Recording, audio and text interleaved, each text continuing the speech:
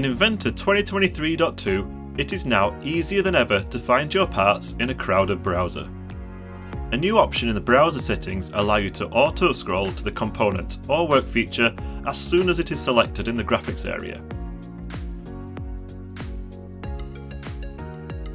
We've also added the ability to reorder work features in the browser, and even move them into folders to help keep you organised. The Bill of Materials row merge settings has an improved icon to indicate immediately if merge settings are switched on or off.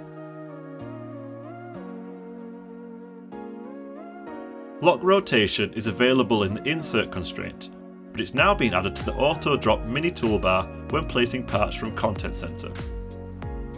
And if you want to pattern those bolts, we've streamlined the process of choosing an axis by adding it to a drop-down menu.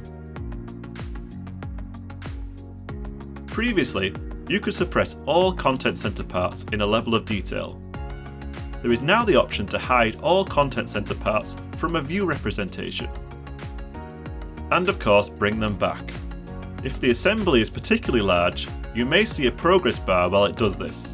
However, there is also the option to cancel if it's taking too long. All this and much more in Inventor 2023.2.